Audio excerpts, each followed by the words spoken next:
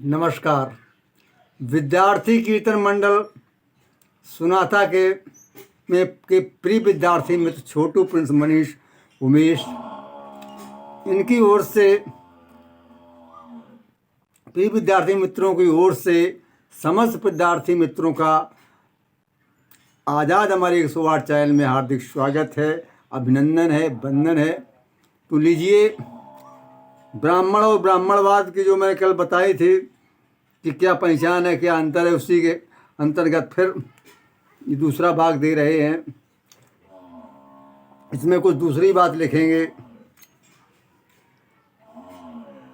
कि मित्रों मानव जाति में, मित्रों मानव जात में और न दूजी जात, पशु पक्षियों में भिन्नता होती उनकी जात। पशु पक्षियों में भिन्नता है, उनकी जात होती है। कि जैसे गाय है, ये एक जात की है, भैंस अगल जात की है, बकरी अगल जात, और इनकी बनावटें भी अलग अलग हैं। जो लोग देखते ही पहचान जाते हैं कि बकरी है, गाय है, ऊँट है, गधा है। ये जातियाँ होती हैं। पशु इसी प्रकार पक्षियों में कि कबूतर है, ये तोता है, ये मैना है, या सारस है, या कौवा है, या कोयल है। लेकिन मानव एक जाति है। जैसे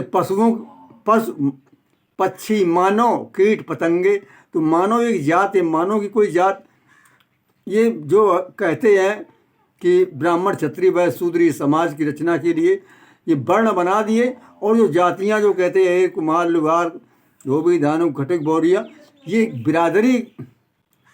बिरादरी कहा जा सकता, लेकिन जात नहीं। अब देखिए, कोई पहचान नहीं है इंसान की कि ये कौन जात का। अगर जात है तो जात पहचान जाता। जिस प्रकार गाय बैल उनको पहचान जाते हैं। हाथी घोड़ा गाय की सहज होत पहचान, पहचान नहीं इंसान की, वे सब एक समान। जैसी सबकी आँखें, दो आँखें और नाक है, कान है, और रंग में भले फर्क हो जाए, कोई चपटा चेहरा है, कोई गोल चेहरा है, कोई कैसा, ये तो बात अगल की। लेकिन मानव बता देगा आदमी की इंसान है, मानव है, आदमी है। और जानवरों की विष्ठा है, हमारी टट्टी, ये गोबर कहते हैं, कुछ भी कहो, वो भी अगर बता देंगे कि हाथी की है, घोड़ा की है, गधा की है, ऊँट की है, ये बकरी की है, ये अलग अलग होती है। और मनुष्य की विष्ठा कोई पहचान सकता है? 10 आदमी अगर एक जगह बैठ कर लेट्रिन कर दें तो कौन बता देगा कि फला जात की है, नीच की है, ऊँच की है, ब्राह्मण की है, क्षत्रिय की, वैश्य की, शूद्र की, अहिर, कुमार, लुहार, नाई, धोबी, धानु, किसकी है? कोई नहीं जान सकता है। किस पशु की विष्ठा पड़ी, लेते सब पहचान, मगर मित्र इंसान की विष्ठा एक समान। अरे विष्ठा तो एक समान होगी। जैसे गाय और भैंस में कोई विष्ठा मिलती जुलती, उनके आकार भी मिलते जुलते। हाथी की विष्ठा था जो हाथी की है, और ये भैंस की है। ऊँट की अगल किस्म की होती है, बता दो कि ऊँट की विष्ठा पड़ी है। मित्रों सृष्टा की दृष्टि में कोई कहीं न भेद। जिसने रचना रची संसार की माँ ने, प्रकृति सुंदरी माँ ने इस प्रकृति की रचना की, उसने कोई भेद नहीं किया। हमें हवा पानी जो कुछ सबको मिला वही हमको मिला। हम उससे वंचित कहाँ हैं? कोई नहीं वंचित, ना गरीब ना अमीर। भेद न गीता वेद में, व्यर्थ सभी मतभेद। ना तो वेद कहता है इंसान में भेद, ना और गीता कहती है। लेकिन हम आपस में, ये ब्राह्मणवाद की देन है जो पुराणों को लेकर के उन मतभेद पैदा कर दिया। सभ्य बनाए जो हमें शिक्षा उसका नाम, समझदार शिष्य सभी करते अच्छे काम। जो समय सभ्य बना दे वही शिक्षा है, और असभ्य बने रहे, हमने किसी के साथ गंदा व्यवहार किया पढ़ लिख करके, उदंडता की, तो शिक्षित कहाँ हम?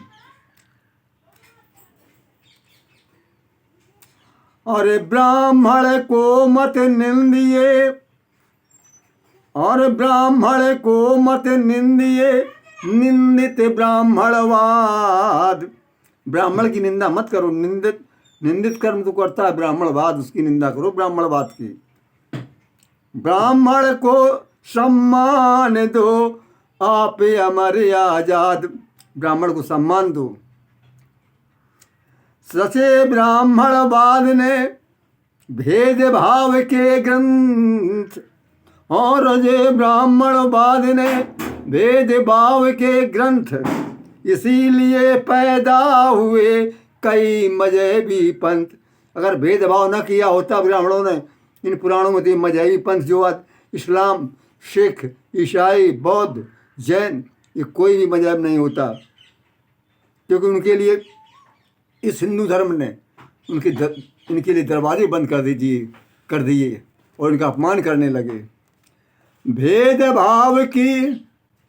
भेदभाव से हर जगह रहते खड़े बवाल, इसी स्थिति में शांति का उठता नहीं सवाल। भेदभाव से हर जगह रहते खड़े बवाल, और इस स्थिति में शांति का उठता नहीं सवाल। जब भेदभाव है, कोई किसी की ईर्ष्या द्वेष कर रहा, किसी जात से कर रहा, कोई ऊंच नीच से कर रहा, तो इस बवाल इसीलिए खड़े रहते हैं। किसमें कितने दोष हैं ये गिनता ब्राह्मणवाद। ब्राह्मणवाद गिनता किसमें क्या दोष है, क्या कौन कैसा उनसे नफरत ईर्ष्या करता है।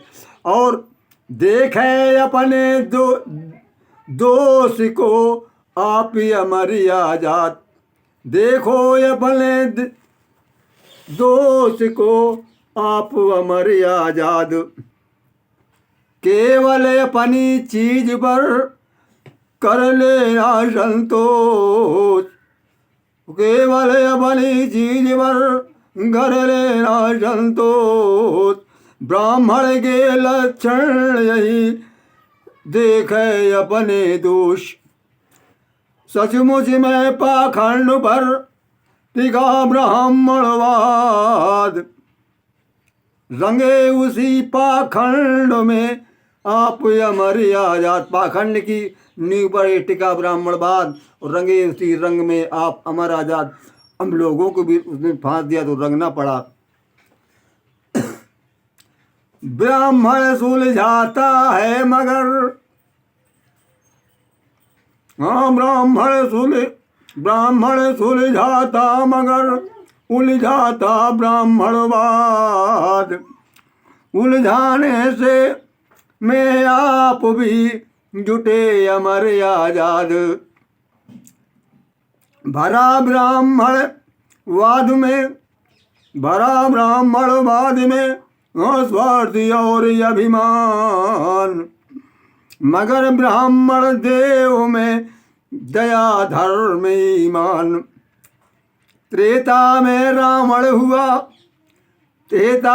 ब्राह्मण हुआ बलशाली विद्वान।